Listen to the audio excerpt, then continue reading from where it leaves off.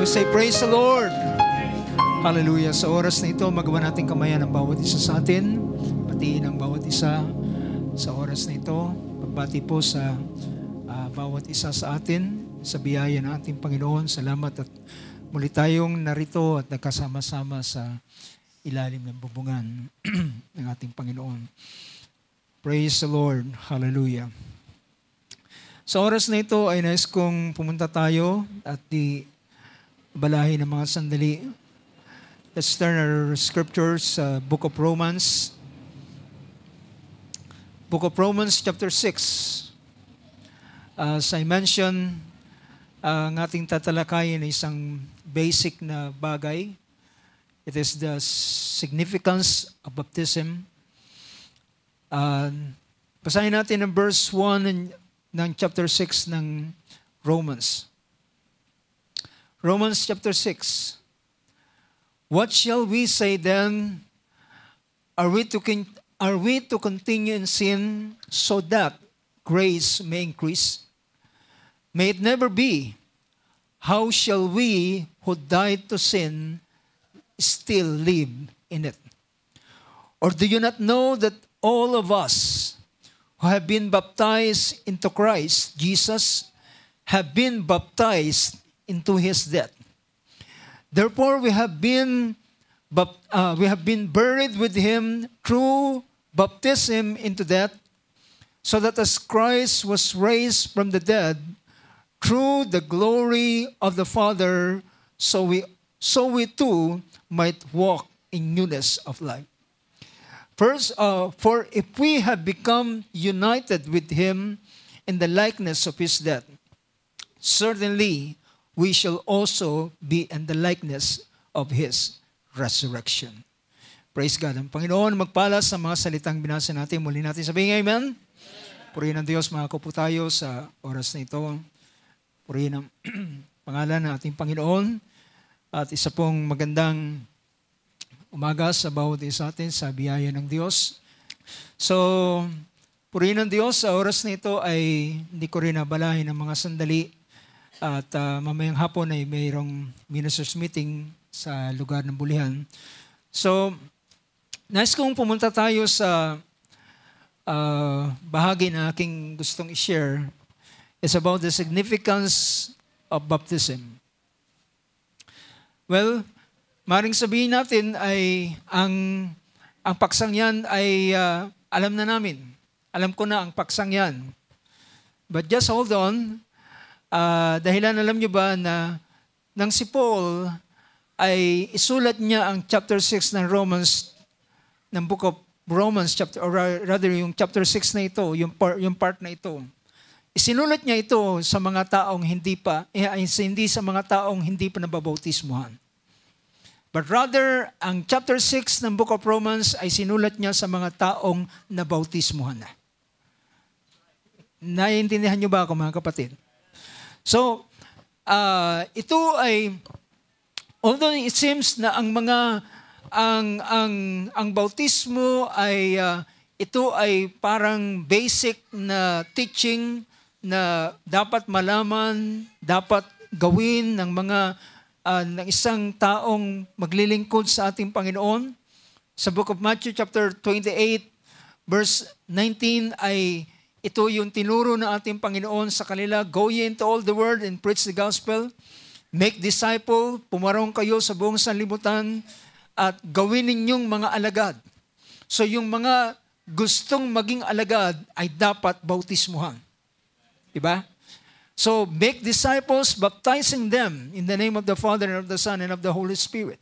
So upang ang tao ay maging disipulo ni Kristo, upang siya'y gawing disipulo, kinakailangan siyang bautismuhan. You know, yung ilang mga concept dati na nung nakakaraan ay nagiging concept na kapag mayroong isang taong magpapabautismo, tinatanong siya ng masusing pagtatanong. Ilang tanong sa kanya, handa ka na ba talaga? Sinisigurado mo ba? Minsan po yung ganong bagay ay nagdadala sa tao sa takot. Kaya't yung ilan ay nagsasabi, baka nga hindi pa ako handa sa susunod na lang. You know, ito'y maling kaisipan. Dahilan, ang lahat ng mga dapat na ituro sa isang tao na naging disipulo ay after na siyang mabautismuhan. Yun ang pinapakita ng banal na kasulatan. At hindi rin po mainam na ang isang tao ay i-hold ang isang tao ng 1 taon bago siya bautismuhan. At kinakailangan niya munang malaman ang lahat ng doctrine, lahat ng aral, lahat ng ilang mga bagay bago siya bautismuhan. Well, ang protocol o ang hinihingi ng ating Panginoon, kung siya'y sumasampalataya, kay Jesus, kung siya'y sumasampalataya sa ginawa ng Panginoon, then siya ay magpabautismo. Dahilan yung bautismo niya ay hindi ito yung pagsasabi ng ilang mga bagay, kundi ito ay pagpapahayag niya ng yung kanyang pananampalataya. Ito yung pagdidisplay niya ng kanyang pananampalataya. Ito yung kanyang tinatawag na public confession ng kanyang pananampalataya. Yung inward belief niya, yung pananampalataya niya sa puso niya ay i-express sa pamamagitan ng bautismo sa tubig. So, nakita natin ang ganitong bagay. Although, pagkatapos ng bautismo, ay meron pang ilang mga bagay na dapat maranasan. So, yung significance ng baptism na ating binibigyan ng pansin ay magpapasimula muna tayo sa water baptism at papunta tayo doon sa isa pang klase ng bautismo at ito yung bautismo ng Espiritu. So, I hope ang ganitong bagay ay maintindihan ng bawat isa sa atin at sa Biblia ay kagaya ng sinabi ko kanina, walang sino man sa nasa Biblia na kinakailangan nilang maghantay ng ilang panahon bago sila mabautismuhan. In fact, sa experience ni Philip, nang siya'y inutusan ng Panginoon na sumama sa karwahe ng isang eunuch, na on the way, papunta siyang Ethiopia, pabalik, galing Jerusalem, ay habang sila'y naglalakbay doon sa karwahe, habang magkasakay sila, ay nagbabasa yung bating ng Book of Isaiah. And it turned out na ang book na kanyang binabasa ay eksaktong Isaiah 53. At mula doon sa verse o sa aklat na yon na kanyang binabasa, doon niya pinangalan si Jesus, ang kaharian ng Diyos. At mismo yung eunuch ay nagsabi ng makadaan sila doon sa tubig. Sabi niya, narito ang tubig. Anong makakahadlang sa akin para hindi ako bautismuhan? At sabi ni Felipe, kung ikaw ay sumasampalataya, ikaw ay pwedeng bautismuhan. So, nakita natin, it becomes a doctrine sa mga nagdaang panahon na kinakailangan mo munang malaman ng aral ng isang samahan bago ka bautismuhan, at kinakailangan mo munang, anong tawag dito? Kinakailangan mo munang dumalo ng consecutive, at kapag ikaw ay sumablay, then back to square ka again, o back to zero ka again, mag-start ka na naman. So hindi lahat ng 'yan ay pawang kaisipan na lang at paraan ng tao. Pero sa Biblia ay ang sabi ng ating Panginoon, kung nais ng isang tao ay siya ay maging disipulo, then kinakailangan siyang bautismuhan. Now, ang pinaka-bibigyan natin ng pansin ay yung tinatawag na sabihin natin yung pinaka-purpose, yung pinaka-dahilan bakit ang bautismo. Well, alam na natin basically ang dahilan ng bautismo ay para saan? Para sa kapatawaran ng ating mga kasalanan. Lahat tayo nakakaalam sa bagay niyan. But dito si Paul, he goes deeper. He goes deeper. Siya'y pumunta na mas malalim sa kalalagayan ng bautismo na hindi lamang basta kapatawaran ng kasalanan. So yan yung ating nalalaman.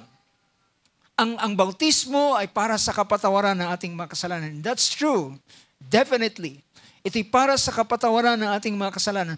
Pero ang tinutukoy ni Paul dito sa Romans chapter 6 is after baptism. Diba? Is after baptism, pagkatapos ng bautismo.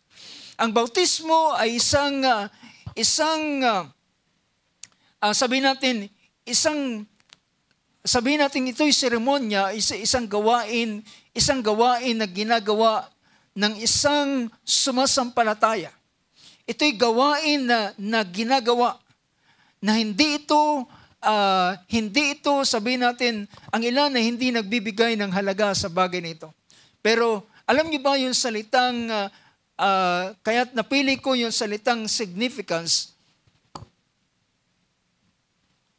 Ang salitang significance or significant, galing ang pinaka-root word niya na salitang yung significance.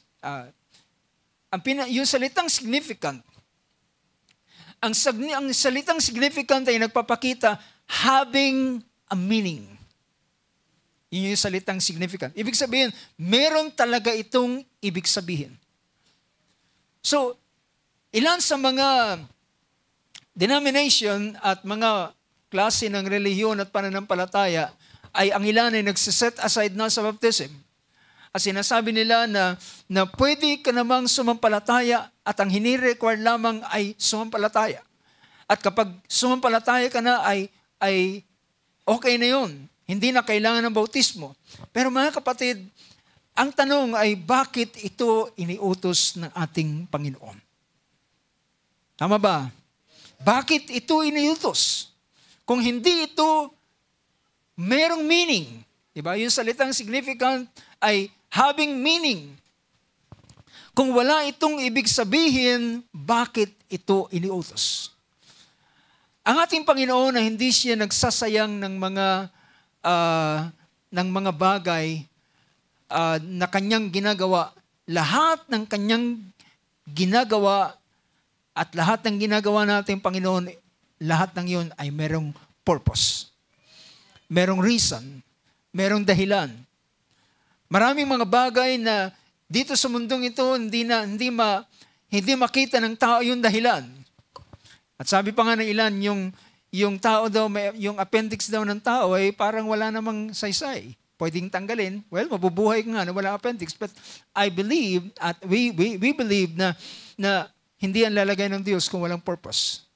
Lahat ay mayroong purpose. So, ang bautismo ay hindi pwedeng set aside.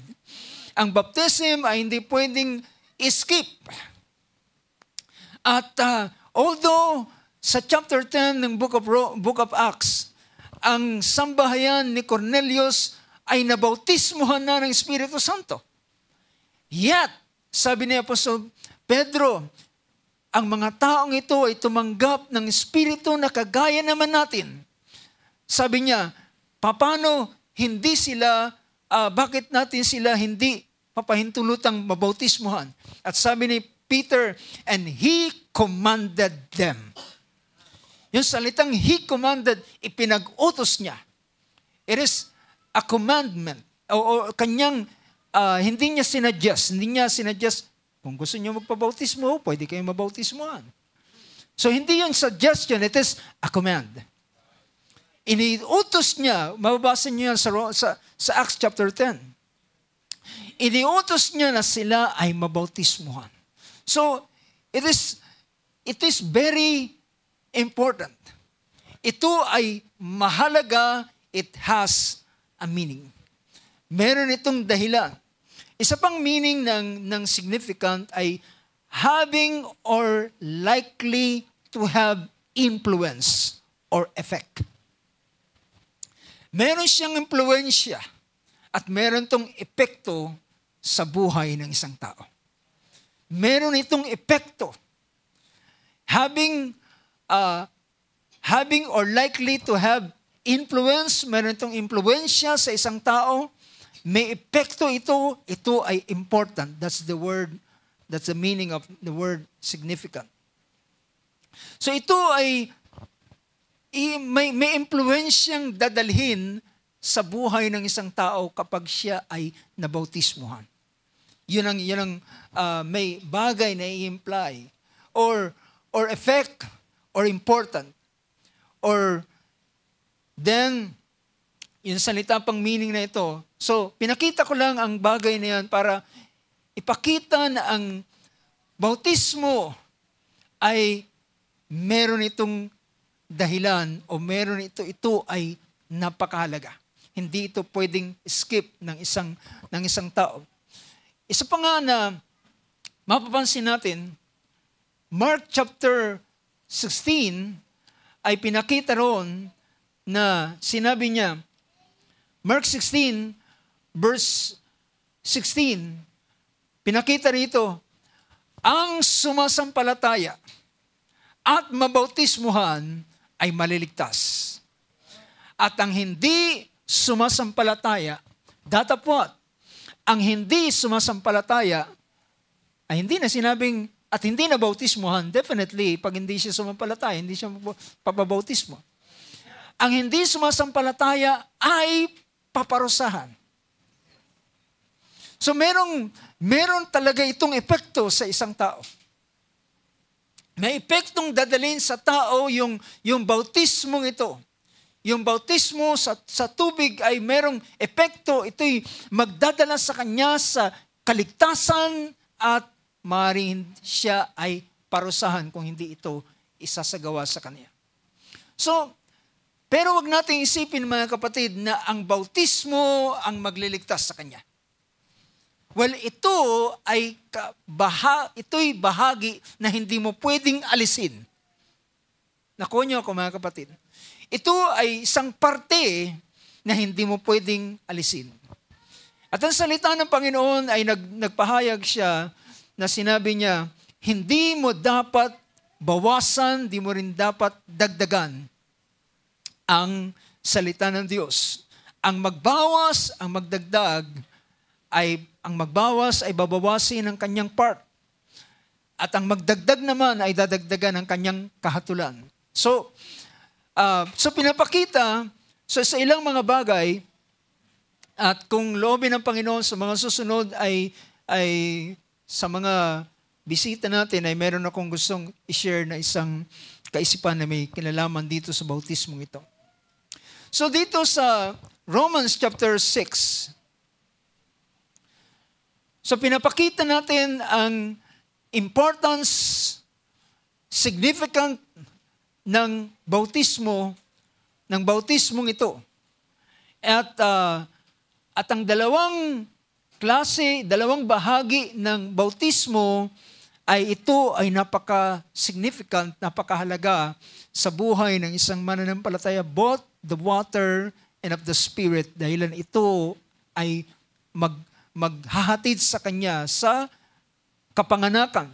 In fact, yung sinasabi ng ating Panginoong Hesus sa John chapter 3, ang pinapakita rito na verse 5 na ang ipinanganak sa tubig, sabi niya, katotohanan sinasabi ko sa iyo, ang maliban na ang isang tao ay ipanganak sa tubig at spirito, o sa kapanganakan sa tubig at spirito, ay hindi siya makakapasok sa kaharian ng Diyos. Ang kapanganakan sa tubig at spirito ay ito rin ang nire-represent ng bautismo sa tubig at sa spirito. So pinapakita ang ganitong bagay.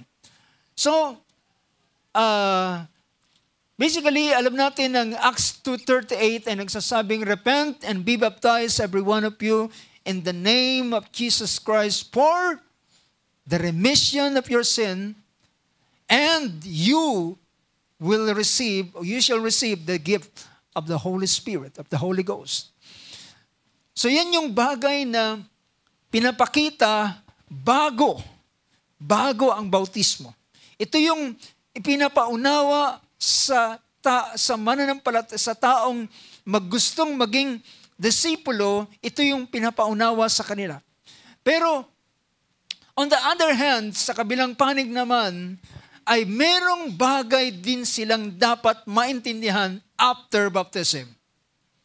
Ano ang hatid nito? Ano ang dapat na makilala ng isang tao sa after ng bautismo? So punta tayo. Well, lahat naman siguro dito na bautismuhan. At kung merong hindi pa nababautismuhan, ay handa tayong magbautismo. So sa Romans chapter 6 ay pinapakita rito na sa verse 1, kagaya ng sinabi ko kanina, menensyon ko, ang sinulatan ni Apostol Pablo rito sa taga-Roma ay mga mananampalataya. And definitely, I believe na ang mga sinulatan niya rito ay mga baptized na rin. Mga baptized na sa pangalan ng ating Panginoon. Pero, inaral niya ang ganitong bagay. Tinuro niya ang ganitong bagay. So, titingnan naman natin ang ibang anggulo ng bautismo. It is after naman ng ang tao ay mabautismuhan. So, before na ang tao ay mabautismuhan, ang tao ay nasa kasalanan siya. Makasalanan ng tao. Ang tao ay, sabi rito, hindi pa siya nakakagawa ng kasalanan, ay makasalanan siya dahilan kay Adan ay na-identify tayo as sinner. We are identified as sinner sa pamamagitan ni Adam. And the good news is, merong tinawag na last Adam, na sa pamamagitan niya ay ma-identify naman tayo na isang matuwid sa harapan ng Diyos. So it is the one-man theory, yung teorya ng isang tao. Isang tao, sa pamamagitan ng isang tao, tayo ay naging makasalanan. Ngayon, sa pamamagitan naman ng isang tao, tayo naman ay magiging isang matuwid. So both this si Adam, we become sinner, at kay Kristo ay tayo ay naging matuwid. So dito sa sumunod na pangusap niya, yun yung binanggit niya sa Romans chapter 5. Pagdating sa chapter 6, sabi ni Paul dito sa kanyang pangusap,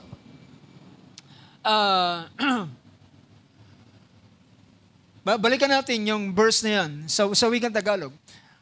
Ano sabi niya? Ano ang ating sasabihin? Magpapatuloy baga tayo sa pagkakasala upang ang biyaya ay makapanagana? So dahilan, ang concept ng ilang mga tao, total, ang Diyos naman ay mapagbiyaya at siya ay nagpapatawad. So, nagiging lisensya ito ng tao. Pero alam niyo mga kapatid, ang pinapaunawa ni Apostol Pablo rito sa mga mananampalataya, yamang sila ay nabautismuhan na, ano ang kanilang sasabihin? Magpapatuloy baga sila sa kasalanan upang ang biyaya ay sumagana? Ang sunod na sagot ni Apostol Pablo ay sabi niya, huwag nawang mangyari. Huwag mangyari. So, kung ang sasabihin ng isang tao, magpapatuloy siya, dahilan ang Diyos ay mapagbiyaya, ang Diyos ay nagpapatawad, nagkamali siya. Ito yung bagay na dapat niyang maintindihan, na kapag siya ay naging disipulo ng ating Panginoon. So sabi rito, ano ang sasabihin? Magpapatuloy baga ang tao sa kasalanan upang ang biyaya ay sumagana? Verse 2, huwag nawang mangyari. Paano pa isabi niya, huwag nawang mangyari? Tayong mga patay na sa pagkakasala. Tayong mga, quote-unquote, patay na sa pagkakasala. Ay, paano nga tayong mabubuhay pa riyan? Now dito si Paul ay nagpapasimulang ipakita ang ibig sabihin ng after baptism. Pinapakita niya, ang punto niya rito ay pagkatapos ng tao ay mabautismuhan, na ang bautismo pala na kanyang isinagawa sa kanya, hindi lamang ito basta seremonya, hindi lamang ito basta pagpunta sa tubig at pagkatapos ng bautismo ay pwede ka na mag-swimming.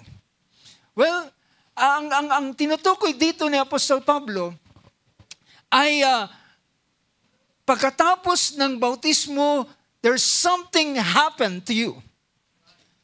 Merong nangyari sa iyo. Merong yung ipinakita mo, ay ano, sabi rito, tayong mga patay na sa pagkakasala, paano nga tayong mabubuhay pa riyan? Ang pinapakita ni Apostol Pablo sa mga taong nabautismuhan, sila ay namatay na. Well, buhay ako ngayon, pero ang tinutukoy niya, ang dating pagkatao. Namatay tayo sa dating pagkatao. So yun yung pinapakita rito. Sabi niya, tayong mga patay na sa pagkakasala, patay na saan? Patay na para sa pagkakasala. Doon tayo namatay para magkasala. Doon tayo dating buhay tayo na magkasala. Ang tao minsan ay laging nag-aantay ng opportunity. Minsan ay kapag bumibili ka at yung tendera ay nakalingat, nakapagbigay ng sobrang sukli, wala akong magagawa, siya gumawa nito. Minsan naman ay kapag hindi naalala, ay kulang yung kinuha sa'yo. Ang ilan ay ginagamit ito opportunity, pero ikaw ay namatay na para sa kasalanan. Namatay ka na sa pagkakasala. Saan kayo ngayon nabubuhay? Mamaya yan ang pupuntahan ito. Saan ka nabubuhay? Nabubuhay ka ngayon sa katwiran. Hindi para magkasala, hindi para gumawa ng kasalanan, kundi nabubuhay ka sa katwiran. Hindi mo ba alam, tayong mga patay na sa pagkakasala, balikan natin yung verse 2. Tayong mga patay na sa pagkakasala, paano nga tayong mabubuhay pa riyan? Walang isang taong namatay, ay hindi mo na siya makikita sa dati niyang kinalalagyan. Kapag siya ay laman ng umpukan at inuman, at laman siya ng mga, sabihin natin, mga dating, kapag namatay siya, yung upuan niya doon sa lugar na yon ay bakante na.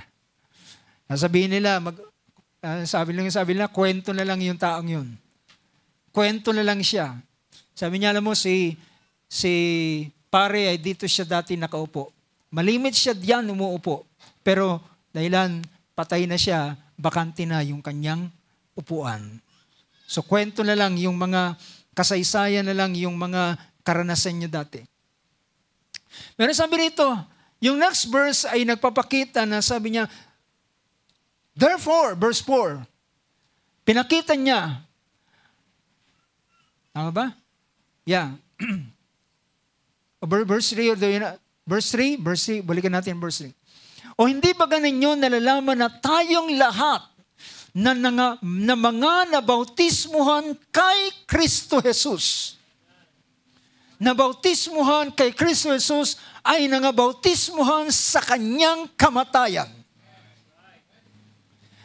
This baptism na ating ginawa sa atin is baptism, ano yan?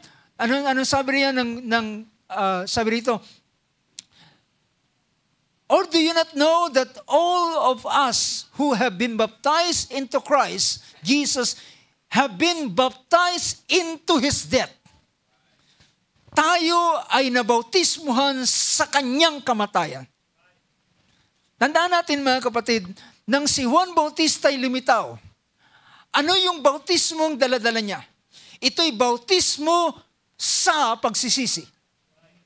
To repentance. Baptism of repentance or bautismo sa pagsisisi.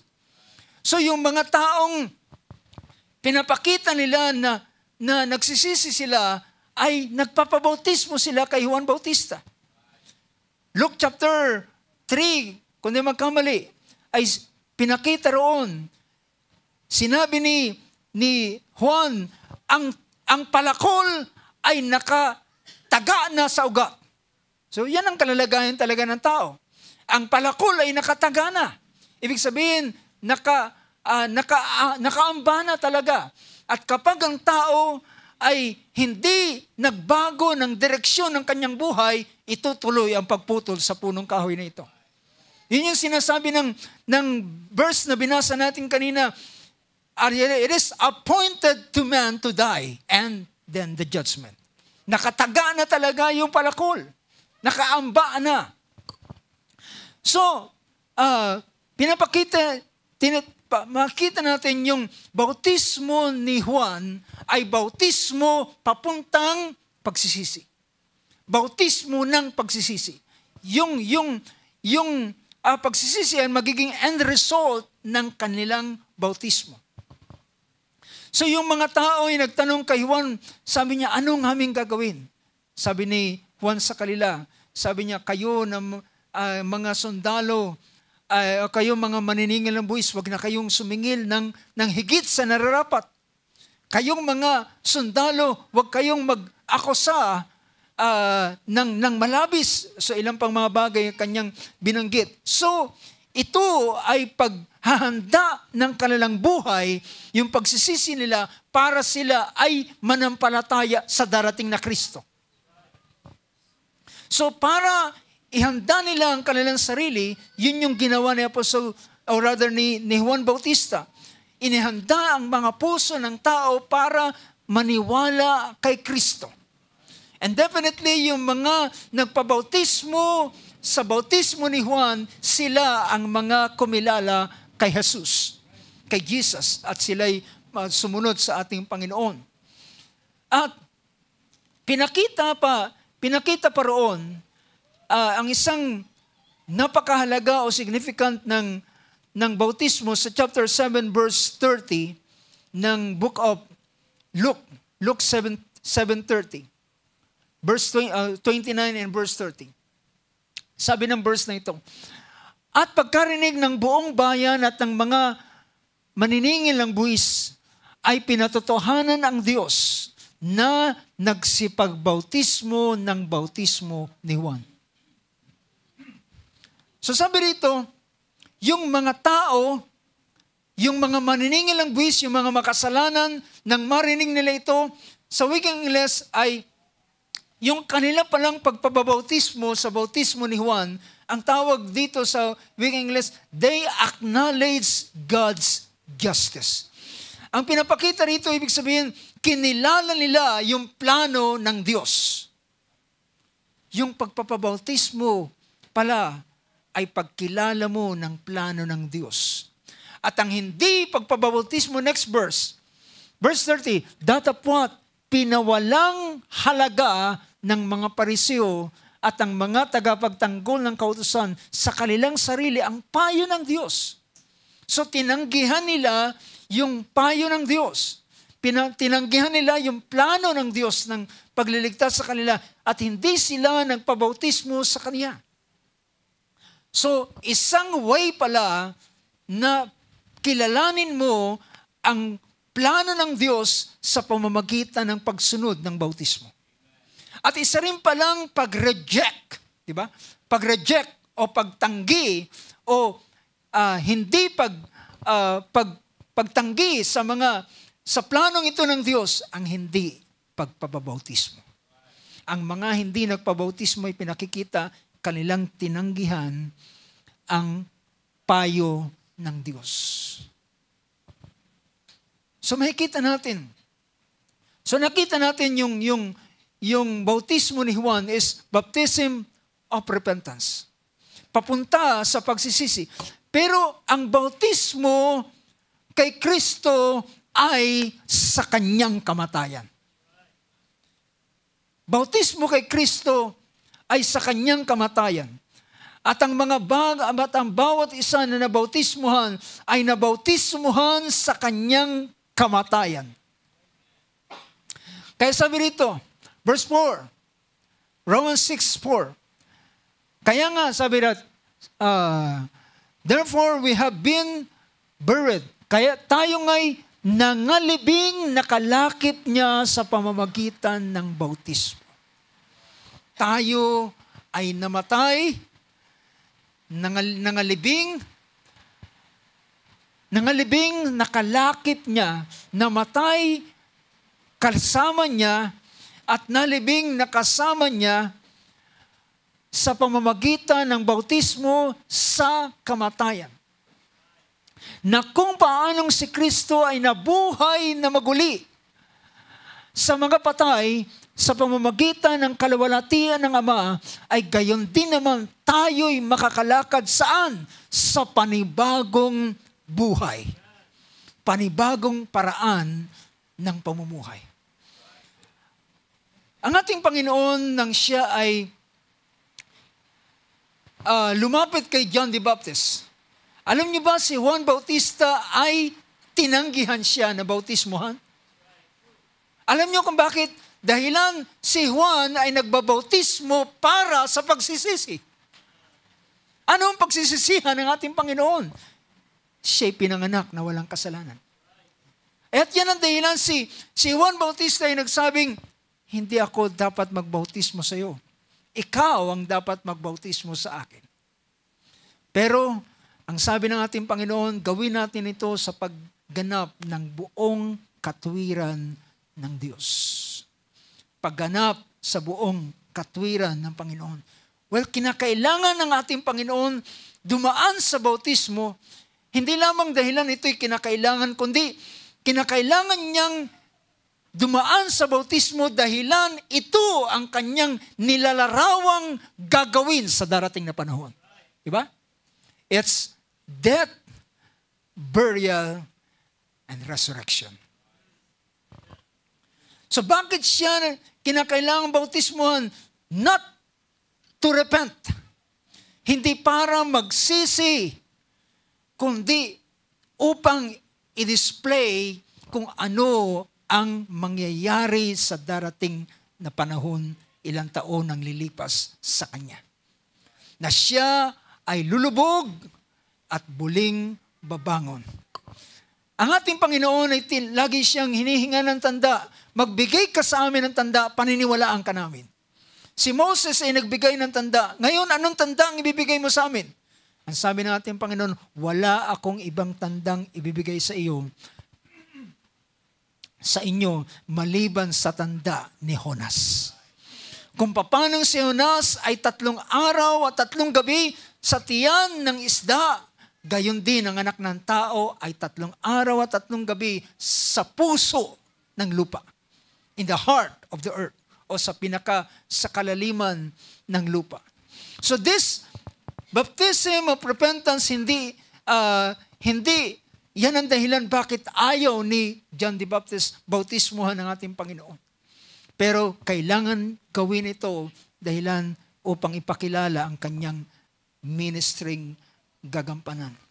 Therefore, kaya sabi ron, tayo ngayon nangalibing nakalakip niya sa pamamagitan ng bautismo sa kamatayan at kung paanong si Kristo ay nabuhay na mag-uli sa mga patay sa pamamagitan ng kaluwalhatian ng Diyos ay makakalakad sa panibagong buhay. Ang bautismo, ang taong nabautismuhan ngayon, ang iniaaral sa kanya ay hindi lamang sinasabing mapapatawad ang iyong kasalanan. Pagkatapos mong babautismuhan, ipinapaunawa ng salita ng Diyos na ikaw ngayon ay namatay na kasama ni Kristo. At dahilan ikaw ay namatay na kasama ni Kristo, ikaw rin naman ay nabuhay nakalakip ni Kristo.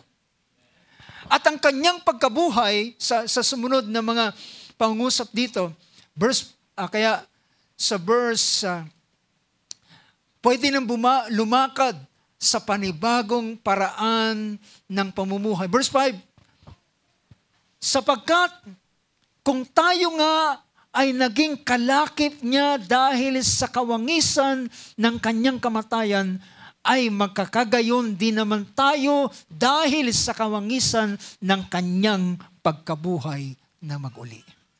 Lahat ng bagay na nangyari sa ating Panginoon ay maranasan ng bawat isa. Kaya sabi rito, verse 6, na nalalaman natin na ang ating datihang pagkatao ay kalakip niyang napako sa krus. Ang ating datihang pagkatao ay kalakip niyang napako sa krus upang ang katawang salarin ay magiba at nang sa gayoy huwag na tayong maalipin pa ng kasalanan. So pinapakita rito, sabi niya, na nalalaman natin ng ating datihang pagkatao ay nabayubay sa krus. Well, hindi kailangan ng isang tao ay pag Semana Santa ay magpapako sa krus. Hindi ito ang dapat niyang gawin ng isang, kung sinasabi niyang naniniwala siya kay Kristo. Ang kanyang dapat kilalanin, siya ay napako. Ang kanyang datihang pagkatao, ang kanyang datihang sarili, ang ating datihang pagkatao ay naipako na kay kasama ni Kristo. Sabi, in order upang ng ating katawan, ang katawang salarin ay magiba. Ngayon, pinapakita na ang bautismo sa tubig, ito ay may epekto sa katawan ng isang tao. Sa katawan ng mananampalataya. Ito ay merong epekto sa kanila. Ang epekto ng bautismo ay doon sa kanilang katawan. Kaya, ang ating datihang pagkatao ay kalakip na napako sa krus. Alam niyo, babalikan ko ang verse 3. Balikan natin ang verse 3. Mapapansin niyo yung pambungad niya sa salitang ito ng verse 3. Sabi niya, hindi baga ninyo nalalaman. Ibig sabihin, mostly kapag si Paul ay nangungusap siya, hindi baga ninyo nalalaman, ay talagang hindi alam ng mga mananampalataya. At yan ang dahilan bakit niya inaaral ang ganitong bagay, na ang bautismo ay, ang pinapakita rito, hindi baga ninyo nalalaman ang sino mang nabautismohan kay Kristo ay nabautismohan sa kanyang kamatayan. Now, ang gusto kong makilala ng bawat isa na mga nabautismohan, tayong lahat ay mga nangamatay na kasama ni Kristo. Ang ating datihang pagkatao ay patay na. Ito yung dapat na makilala ng isang mananampalataya. Hindi lamang ang pagpapatawad ng kanyang kasalanan na magiging daan para gumawa siya ng kasalanan. Hindi yun ang pinapakita ng bautismo. Hindi ka nilinisan para muling marumihan. Ikaw ay nilinisan upang gamitin sa kanyang kaluwalhatian. Ang isang halimbawa dito ay ang isang kasangkapan na napulot mula sa putikan at siya'y huhugasan at ang purpose nito ay para sa mas mataas na kalalagayan. Kung yung kasangkapang yun ay nanggaling sa putikan, nanggaling sa maruming bahagi, kapag siya'y kinuha at kapag siya'y nilinisan, hindi para uli ipangsalok sa putik, kundi siya ay ipipreserve o siya ay ihahanda para sa mas mainam na paggamit sa Kanya. Do you get the point? It is for, anong sabi sabi ni Paul? Fit for the master's use. Para ihanda para sa paggamit ng Panginoon ng bahay. So, ang sabi ni Apostol Pablo sa kanyang pangungusap, hindi tayo itinalaga sa karumihan, kundi tayo ay itinalaga sa kabanalan. Kaya ang mga mananampalataya na nabautismuhan kay Kristo Jesus ay hindi sila mabubuhay ng dating kanilang buhay. Ang pagbabago nila ay hindi lamang yung ngayon nag-church na sila. Well, ang pagbabago nila is may isang dramatic change na nangyari sa kanila. Merong bagay na dating ginagawa nila na hindi na nila ginagawa ngayon. Nandyan ba kayo mga kapatid? Yun ang pinapakita ng isang taong nabautismuhan sa kamatayan ni Kristo. Siya ay lalakad sa wikang Ingles, so we too, verse 4, so we too might walk in newness of life. Bagong paraan ng pamumuhay. A newness of life. No, mga kapatid, ito yung dapat makita. Merong panibagong paraan ng buhay. Ang dating paraan ng buhay ay iniwan mo na. Ang dating paraan ng ano pa man yan, kahit man ang pananamit, pagsasalita, pag-iisip, pagtingin, mga perspective, mga pagpaplano, nagkaroon ng pagbabago. Dahilan, ang epekto nito, ang epekto ng ng bautismo sa tao ay pinakita ito sa Ezekiel chapter 36. Pinakita ito sa Ezekiel 36 kung babasahin natin ang Ezekiel 36 verse 25.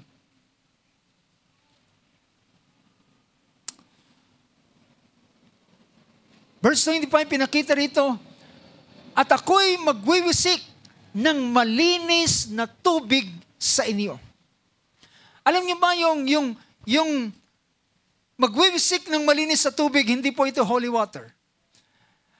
Ang tinutukoy dito ay yung batas na nilagay ng Panginoon na tinatawag na water of separation. And this water of separation na ginagamit pang wisik, ay ito ay dumaan sa proseso na ang unang-una, bago gumawa ng tinatawag na water of separation, na pangwisik, ay kumukuha muna ng red heifer. At yung red heifer na ito, na walang kapintasan, ibig sabihin, pure red heifer, merong tamang taon siya, 3 taon, if I'm not mistaken, siya ay kakatayin, bubuhos ang kanyang dugo, at susunugin, at yung abon niya ay kukunin at ilalagay sa isang sisidlan at haluan ng ilang mga bagay na sinabi ng Panginoon kasama ng hisopo at ilang pang mga sinabi ng Panginoon na nakasama nung bagay na yun. At pupunta doon saan? Sa river, doon sa umaagas na tubig, at doon siya kukuha ng tubig. Na hahalo doon sa ash of red heifer. At kapag nahaluan na yung tubig ng abo ng dumalagang baka, ito ang gagamitin pangwisik, at sino mang mawiwisikan ay mapapurify ang kanilang katawan. So baptism ang epekto nito ay sa katawan ng tao. Lilinisin ang katawan, lilinisin at may epekto ito. Sabi ng verse 25, at ako'y magwiwisik ng malinis na tubig sa inyo, at kayo'y magiging malinis. Kapag ang isang tao ay nakahipo ng patay, o nahawakan niya ang patay, na napadaan sa bilibingan o napaman, at kapag ito ay ginagamit para panglinis sa kanilang laman. So, at kayo'y magiging malinis sa buo ninyong karumihan. Malilinis sa buong karumihan. At sa inyo'y at sa lahat ng inyong mga Diyos-Diyosan, lilinisan ko kayo. Next verse. Bibigyan ko rin naman kayo. So it is after baptism. So ang nilalarawan nito ay bautismo. Bibigyan ko rin naman kayo. So ito'y pinaka-type ng bagay na mangyayari after ng baptism. Bibigyan ko rin naman kayo ng bagong puso. Kasi amen. Bagong puso. At lalagyan ko ang loob nyo ng bagong diwa. Bagong espiritu. Well, hindi pa ito yung Holy Spirit dahil sa baba pa yung tinatawag na my spirit. Ang tinutukoy dito is new mindset. New perspective. Panibagong paraan. Lalagyan ko kayo ng bagong diwa. Alisin ko ang pusong bato. At papalitan ko sabi niya, lalagyan ko kayo ng bagong puso, lalagyan ko ng loob nyo ng bagong diwa, alisin ko ang batong puso sa inyong katawan at aking bibigyan kayo ng pusong laman. Lalagyan ko kayo ng isang puso na mananampalatayin at puso na may kahabagan. I experience at nakilala ko, mga kapatid, ang isang ating dating kapatiran na kinuha na rin ng Panginoon, si Brother Pepe. Bago siya tinawag ng Panginoon, gaano siya kabagsik. At siya ay mabalasik ang kanyang muka ayon sa description. At kapag yung kanyang asawa ay dumadala ng Bible study sa pagpapasimula ng ministry sa San Pedro ni Pastor Nonoy, ay merong lookout doon sa labas na kapag paparating na yung kanyang asawa ay titimbrihan siya, andyan na si Mang Pepe at karakaraka siyang aalis, pupunta na doon sa bahay. Dahilan ang sabi sa kanya, wag kong maabutan kang nandoon. Sabi niya, pauulanan ko kayo ng bala. So sa ganong bagay. Pero dumating ang panahon, siya mismo ay inabot ng Diyos. Naging daan ng Panginoon sa kanya, nagkatubig ang kanyang baga. At sa isang pagkakataon, pinatawag si Pastor Nonoy at siya'y pinanalangin at siya'y pinagaling ng Panginoon. Yun ang naging daan. And since sa mga panahong yun, makita mo ang pagbabago ng taong ito. Well, ang tao ay merong likas. At minsan makikita mo pa rin yung likas na yun. Pero yung pagbabago ay makikita mo yung pagkakaiba kumpara sa dating lalaking ito. Nakuha yung punto ko, mga kapatid. Well, sometimes, yung dating nature, minsan nagagalit, minsan naiinis. Well, normally pero yung dating bagay na kanyang ginagawa, tumutumba ng tao, pumapatay, at gumagawa ng ilang mga bagay, pero nagkaroon ng pagbabago. Dahilan namatay na yung dating siya. Merong epekto ng bautismo. Merong epekto ng bautismo. Bautismo pa lamang ang pinag-uusapan natin, mga kapatid. Bautismo pa lamang. Nakukuha niyo ba yung punto ko? It is just baptism in water. Meron na itong epekto, at ang epekto na yun ay bibigyan siya ng bagong puso. Magiging mahabagin, maawain, at magkakaroon ng new spirit, a new set of mind, a new mindset. Dati ang buhay ng taong ito o ng isang tao na hindi pa mananampalataya ay sa kanyang sarili. Ang pinaka-classic na example diyan ay walang iba kundi si Zacchaeus.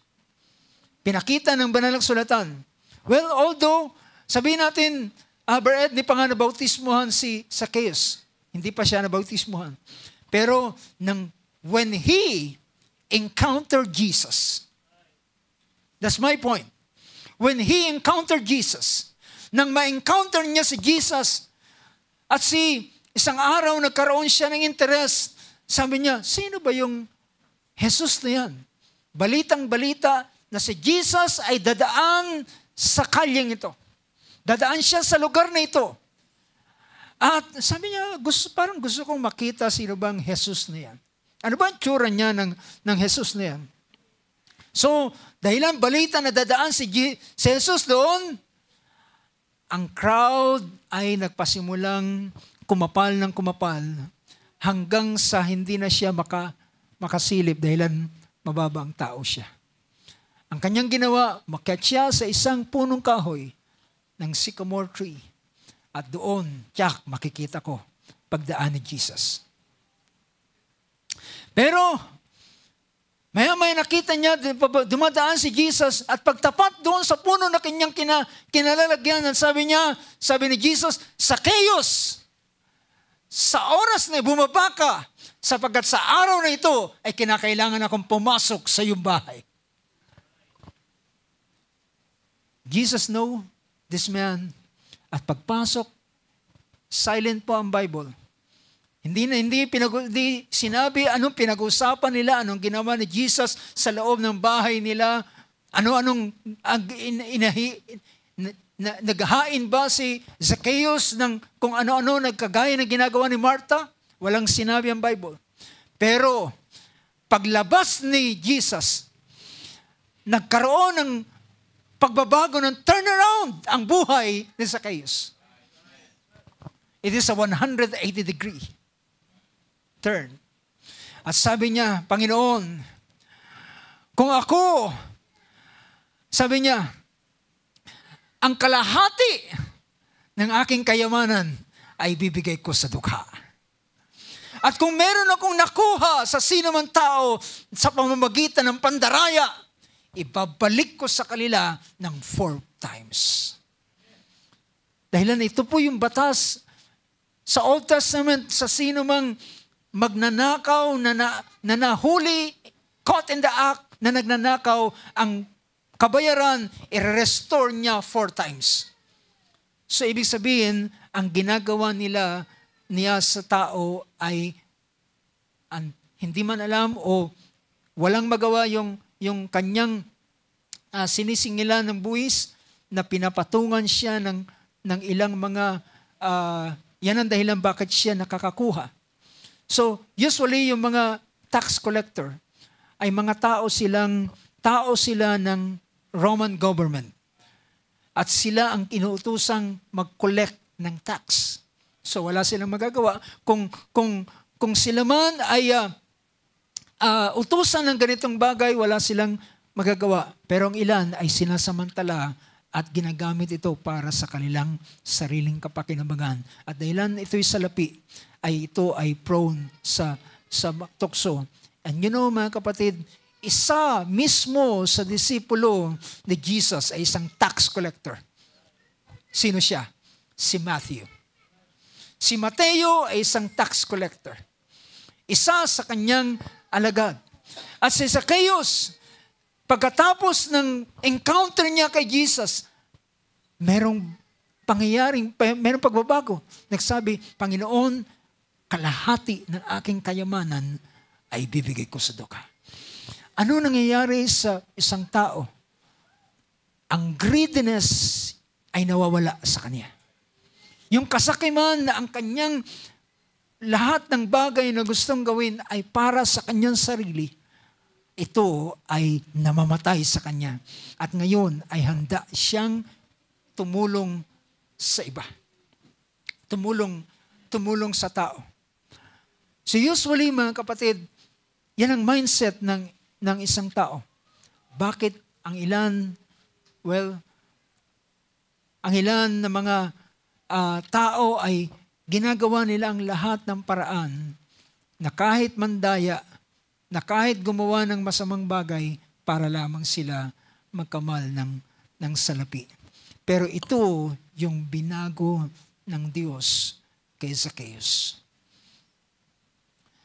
At ito ang kalalagayan ng isang mananampalataya na tumanggap ng bautismo sa pangalan ng ating Panginoon. Siya'y nabautismuhan sa kamatayan.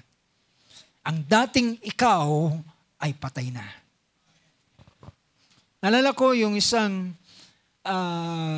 mga kwento na aking narinig sa mga pangaral. Sa unang panahon, back in the 60s or usong-uso nun yung trend, 60s, 70s. At dahilan sa trend ay matagal ang biyahe. Ang ilan ay may mga nagpapalipas sila, gumagawa, ilang mga bagay, ilan ay nagsusugal habang papunta sila dun sa kanilang destination. Dahilan malayo. Merong isang Kristiyanong nakasakay sa tren at siyempre pa yung kanyang nakasakay ay hindi mananampalataya. Sabi niya, tinawag siya, sabi niya, halika, magsugal muna tayo. Sabi niya, pasensya na, naiwanan ko na wala na yung aking dating kamay na nagsusugal. Hindi siya maintindihan, pero pinaliwanag niya, ako isang Kristiyano. Ako ay binago ni Kristo. Ako'y nabautismuhan sa kanyang pangalan. At hindi na siya ang dating, kung meron naman siyang pastime, ay hindi na yung dating pastime na kanyang ginagawa, kundi mga bagay na may kinalaman sa mag-enhance ng kanyang spiritual na buhay. Ganun na ngayon ang mindset ng isang mananampalataya. So, pinakita rito. So, balikan natin yung verse na yan. So, kung papanong tayo, kung tayo nakabahagi, nakalakip. Verse 5, balikan natin yung verse 5. For if we have become united with Him. Alam niyo ba mga kapatid, isa sa larawan ng bautismo ay nilalarawan nito ang pag-iisang dibdib.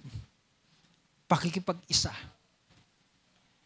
At ang pakikipag-isa ng isang babae o lalaki, ang mga dating buhay binata at ng buhay dalaga ay namamatay na at ngayon mabubuhay na siya na merong responsibilidad. Mabubuhay na siya na hindi para sa kanyang sarili.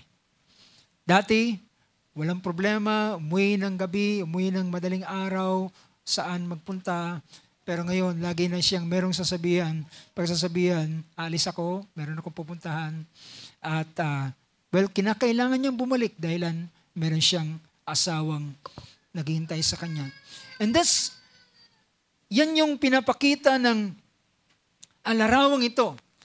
Sa English, pinakita ron, if we have become united with Him in the likeness of His death, certainly we shall also be in the likeness of His resurrection. Kaya sabi ng verse 6, nalalaman natin. Ngayon, ang verse 3, ang unang niyang tanong, hindi niyo ba nalalaman?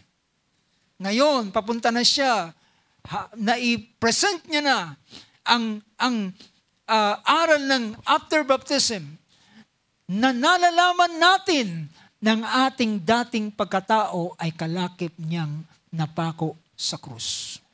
Upang ang katawang salarin ay masira. Magiba. Ibig sabihin, mawala na. Hindi na ikaw ang nabubuhay ngayon. Ito yung sabi ni Apostle Pablo sa Galatians chapter 2 verse 20. Anong sabi niya rito? Verse 20. 2:20.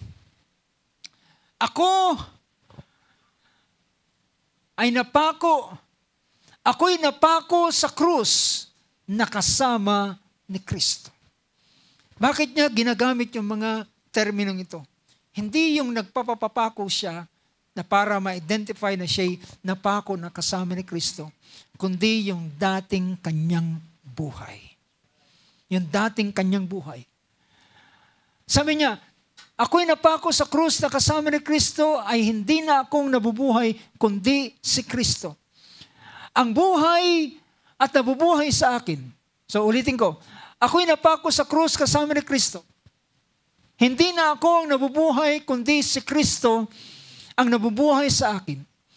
At ang nabubuhay, sabi niya, at ang nabubuhay na kinabubuhay ko ngayon, at ang buhay na kinabubuhay ko ngayon, ay kinabubuhay ko sa pananampalataya. Ang pananampalataya na ito'y sa anak ng Diyos na sa akin ay umibig at ibinigay ang kanyang buhay dahil sa atin. So pinakita niya ang ganitong bagay. I am crucified with Christ. Kaya sabi nito, balikan natin yung verse 7, chapter 6, verse 7 ng Romans. Sapagkat ang namatay ay ligtas na sa kasalanan. Ang namatay ay hindi na siya muling gagawin yung mga bagay na kanyang dating ginagawa. Well, mga kapatid, ito po yung bagay na nilalarawan ng isang taong nabautismuhan kay Kristo. Ang buhay na kanyang kinabubuhay ay hindi na kagaya ng dati. Isa pa, ang katawan na ang katawang ito ay hindi na ito sa ating sariling katawan. Ito'y katawan, laging sabi ng tao, katawan ko ito, wala kayong pakialam kung anong aking gustong gawin dito. Pero, alam niyo ba, ang ilan ay ganito ang kanilang mindset. Kaya sabi nila, katawan ko ito, kung anong bihis na gusto ko, kung anong damit na gusto kong idamit, kung anong klase ng kasuotan, kung sa babae ay halos maging kalahati na kahubad na, ay wala kayong pakialam dahilan katawan ko ito. Pero alam niyo ba ang sinasabi ng 1 Corinthians? Sa chapter 6,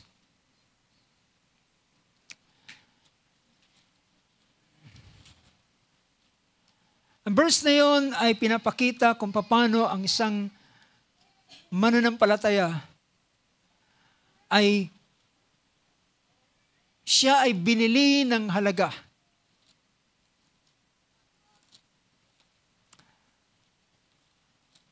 Kung pwede niyo akong tulungan sa verse na yun, you are bought with a price.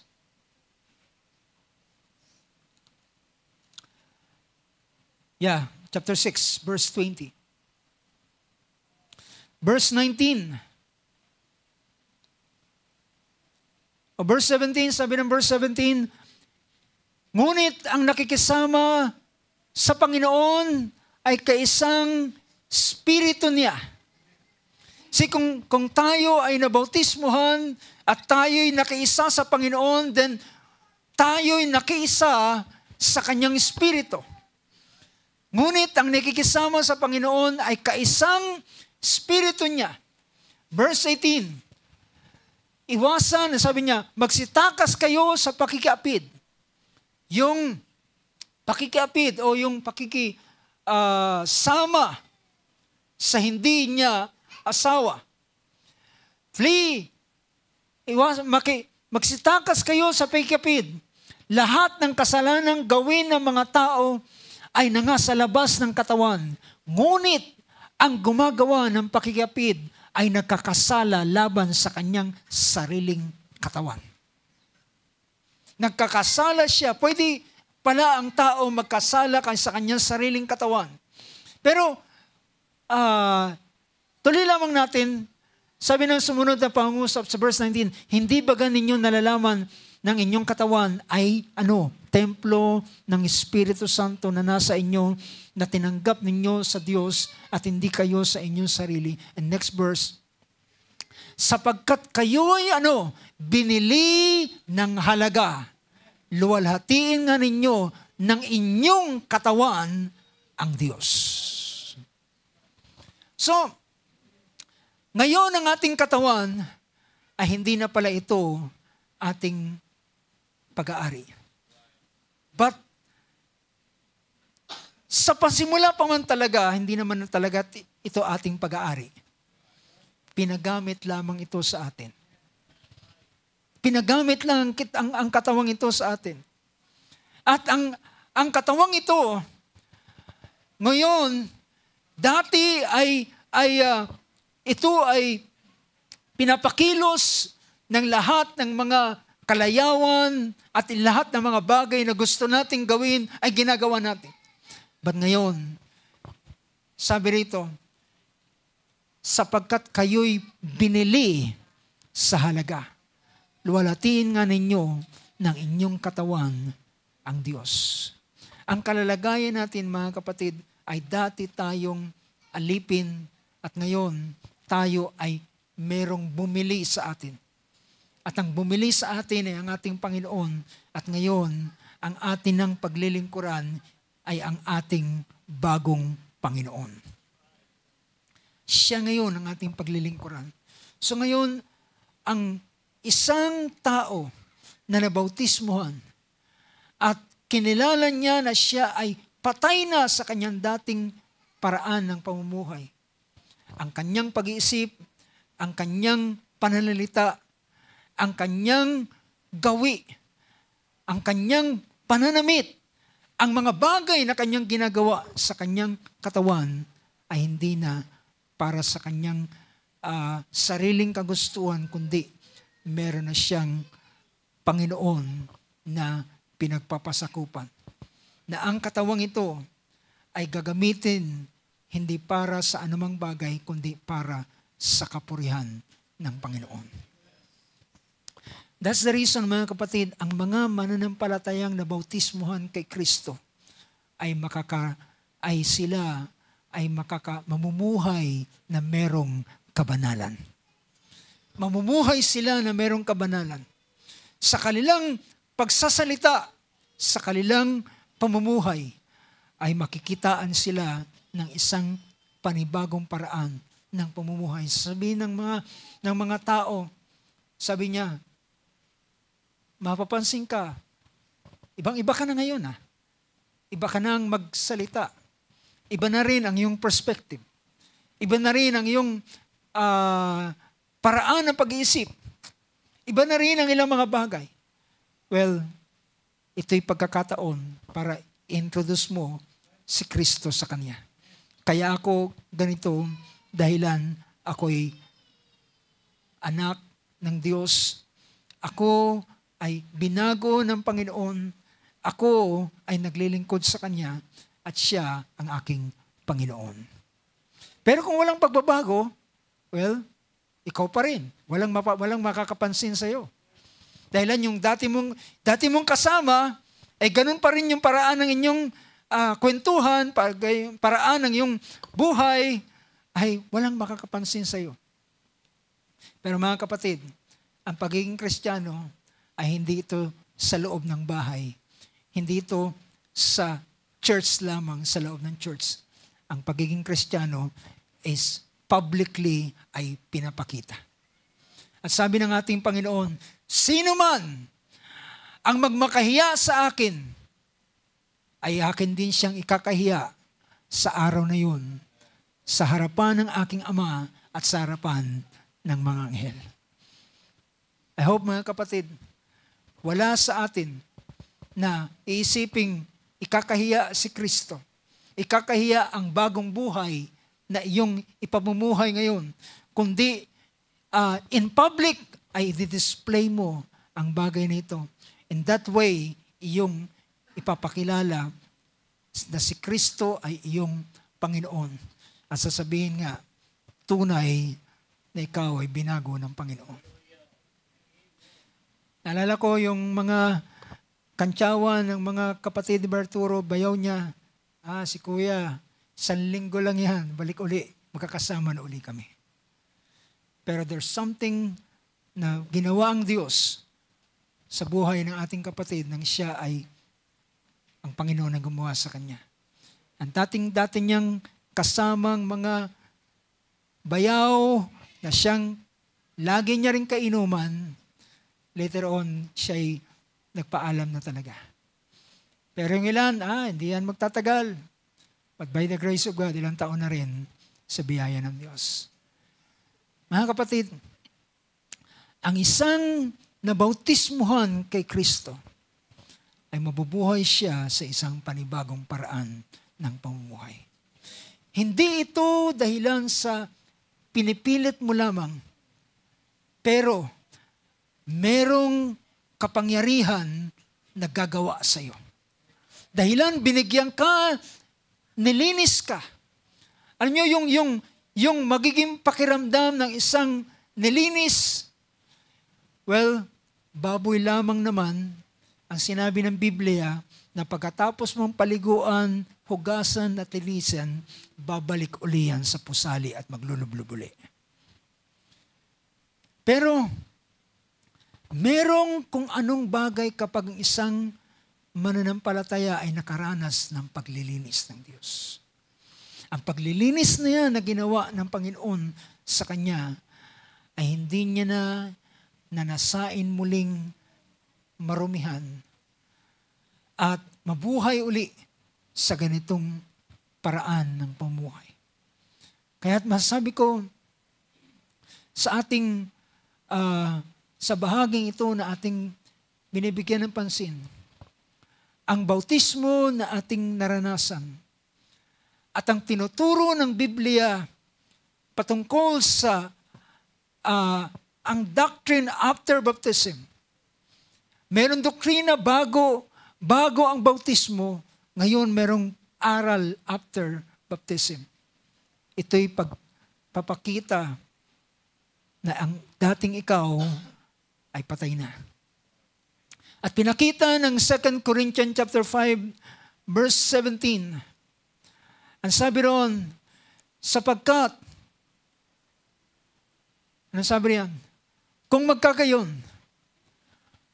kaya't kung ang sino man ay nakay Kristo.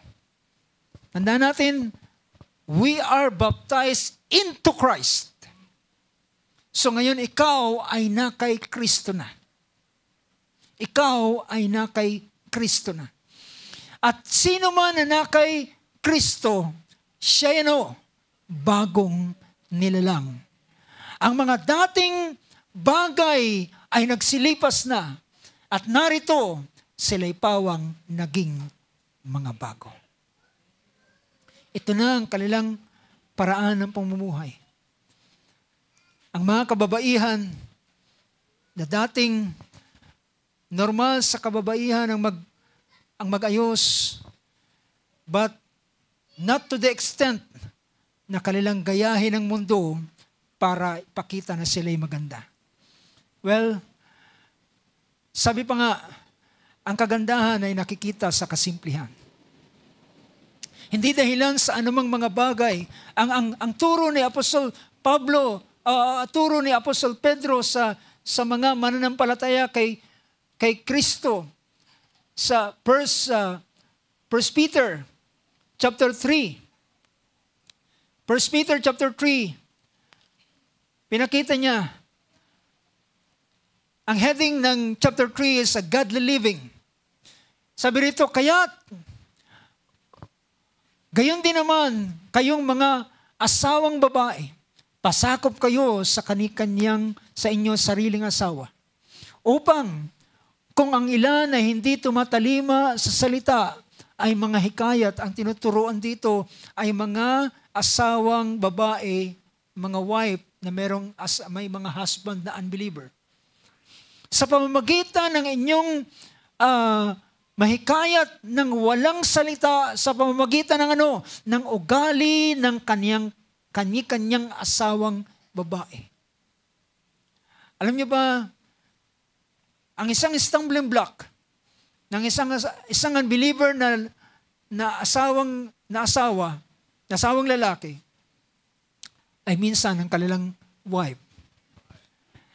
At ang isa rin naman na magiging daan na maakay ang ng isang mananampalataya ang kanilang asawa ay sila rin naman. So both sa ganitong, then verse 2, sa pagmamasid nila ng inyo ugaling mahinhin na may takot, na huwag sa labas ang kanilang paggayak na gaya ng pagpapahiyas ng buhok, pagsusuot ng mga hiyas na ginto, o pagbibihis ng maringal na damit, kundi ang pagkataong natatago sa puso na may damit na walang kasiraan ng espiritong maamo at payapa na may malaking halaga sa paningin ng Diyos. Ngayon, paano niya ipipresent ang kanyang sarili as a woman ay hindi kagaya i-pattern sa mundo, kundi meron siyang pinaglilingkurang Panginoon at ang kaluguran ng Diyos ang first and foremost na kanyang tinitingnan.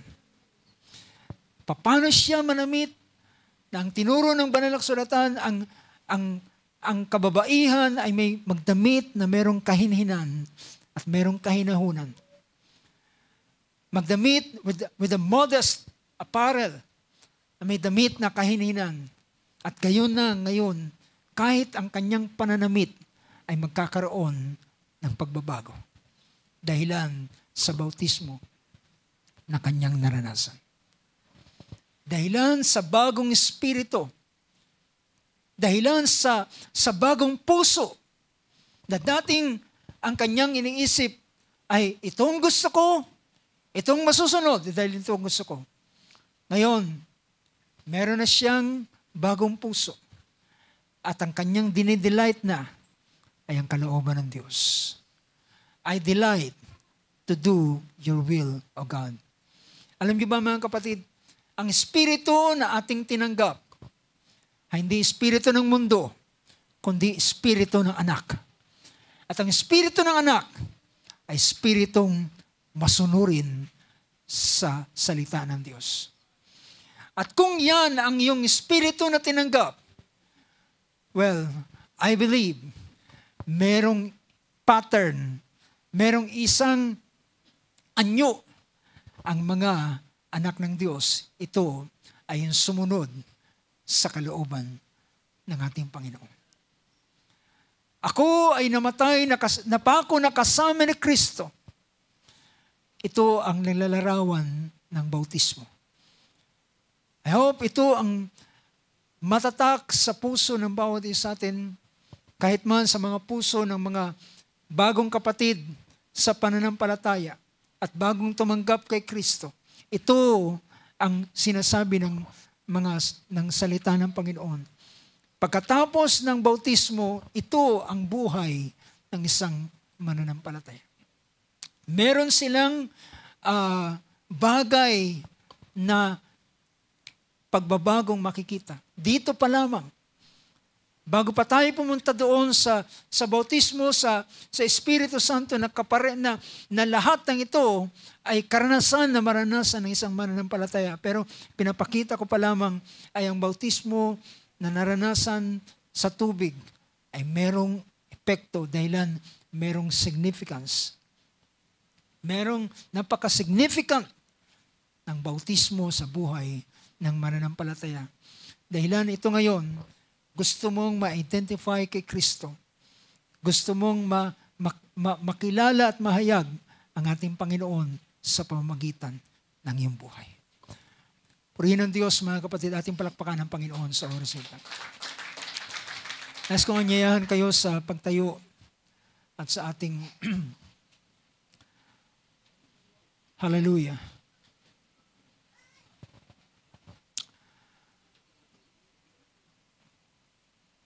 Dalangin ko ng mga bahaging ito ay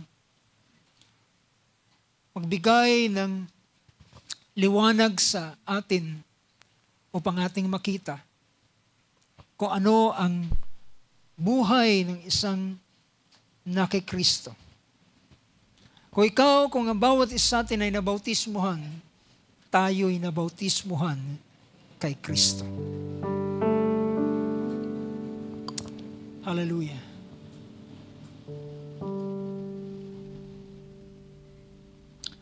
Habang ating awitin ang isang awit,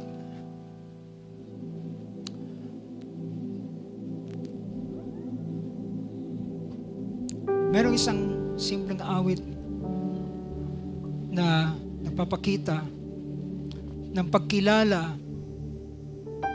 Yung isang awit na nagsabing, I surrender all. I surrender all. Kung isang mananampalataya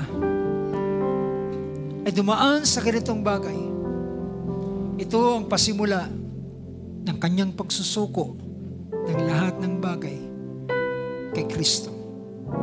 Lahat ng bagay na dating buhay niya ay dinadala niya ngayon sa harapan ng ating Panginoon. Ang bautismo na ating ginawa sa atin ay naglalarawan ng kamatayan, pagkalibing, at pagbangon muli. Hindi lamang ang isang tao ay nilulubog, isang makasalanan ay nilulubog sa tubig at umaahon na isang makasalanang nabasa lamang. Kundi ang isang makasalanang nilubog ay siya'y babangon na isang pinabanal sa harapan ng Panginoon. Nakaranas ng pagbabago sa lahat ng aspeto ng kanyang buhay.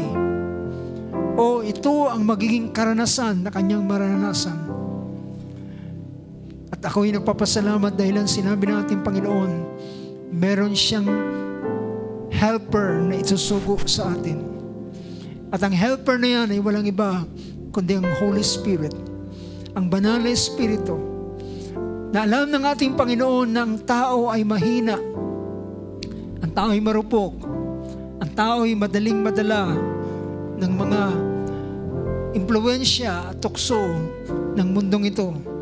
Ngunit merong ilalagay siyang Espiritu sa loob ng bawat isa na siyang pagkatapos ng bautismo ay ito ang kanilang maranasan.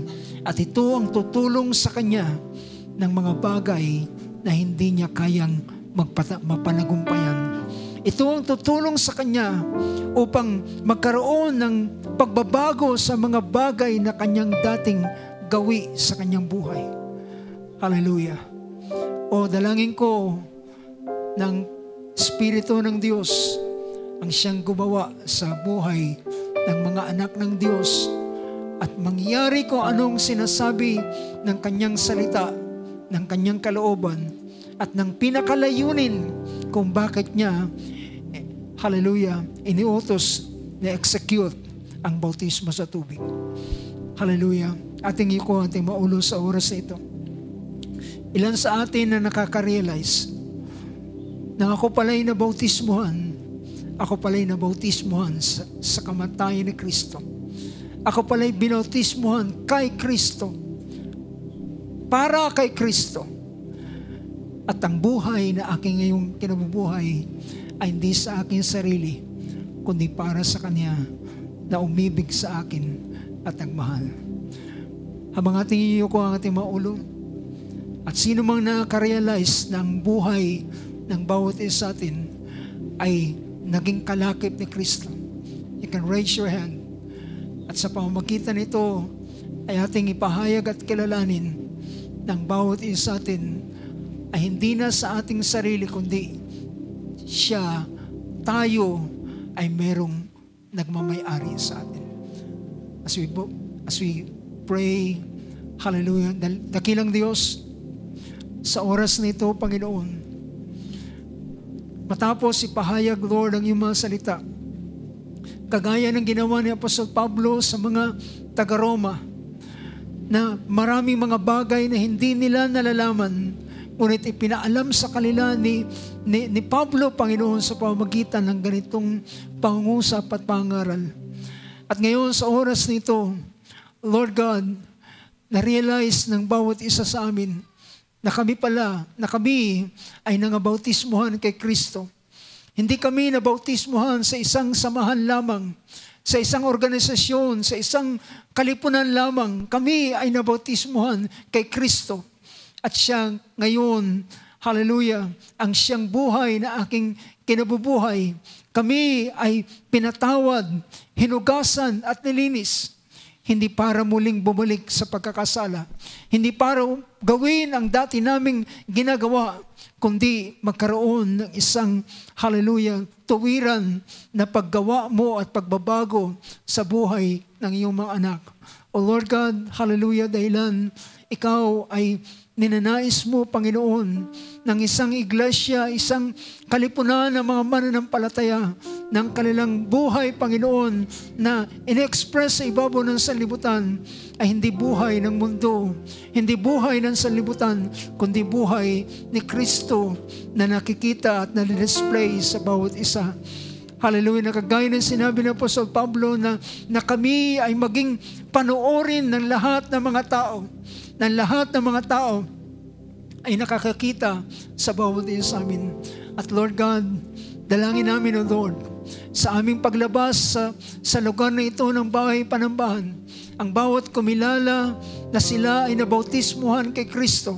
At paglabas namin sa lugar na ito, Panginoon, ang madidisplay, ang makikita sa amin ay hindi ang aming dating buhay, dating ugali, dating paraan ng pamumuhay, kundi tutulungan mo kami ng iyong Espiritu, Panginoon. Papalalahanin mo kami ng iyong banal na Espiritu. At akayin kami, Panginoon, hallelujah, sa isang buhay na siyang ninanais mo para sa bawat isa sa amin. Kagaya ng mga salita na aming napakinggan kanina, ang paglakad sa Espiritu, Panginoon. Lord, pagpalain mo ang aking mga kapatid, Lord God. Pagpalain mo, Lord, ang mga datihan at mga baguhan, Panginoon, sa paglilingkod sa iyo. Hallelujah. At alam namin, Lord God, ang bawat isa sa amin, itoong merong struggle, Lord. Ngunit, ang isang bagay na tinuturo mo ay kilalanin namin na kami ay nangamatay na nakasama ni Kristo. At ang buhay ngayon na aming kinabubuhay ay para bigyan ng kaluguran ang Diyos na aming pinaglilingkuran. Lord God, I pray, hallelujah, sa isang panibagong karanasan sa iyong mga anak, Panginoon, hallelujah, na magpatuloy ang ganitong karanasan, O Lord. Hindi lamang ito sa pasimula, kundi sa buong panahon ng aming paglilingkod sa iyo ay makikita ang isang buhay, Panginoon. Hallelujah. Hindi ang amin, dahilan ng amin, ng dating aming buhay ay lalakip ng naipako sa krus na kasama ni Kristo. Ngunit Lord God, hallelujah, dalangin ko, Lord, ang isang panibagong buhay ay gumawa sa buhay ng iyong mga anak. Bagong puso ang iyong binigay sa iyong mga anak. Isang bagong diwa at ang pusong bato ay yung inalis na sa kanila. Sila ngayon, hallelujah, ay handa ng maturuan. They have a teachable heart, Lord. Isang puso na handa ng magpaturo, handang at tumanggap ng iyong mga salita, Panginoon. At ang iyong salita ang magpapatuloy ng maglilinis sa buhay ng bawat isa. Lord God, I pray for your blessing sa bawat mga nasa iyo, mga na kay Kristo. At ang biyaya ito ay gagawa sa iyong mga anak. Lord, maraming salamat sa iyong mga salita. Nais kong ibigay sa iyo ang kapurihan, ibigay sa iyo ang kalawalatian. Ikaw lamang ang nararapat. Ikaw lamang ang dapat paglingkuran at pasalamatan. Ito ang aming dalangin at pagpapasalamat sa pangalan ng aming Panginoong Hesus. Amen and amen. Palakpakan natin ating Panginoon. Habang ating inaawit muli ang awit na yan,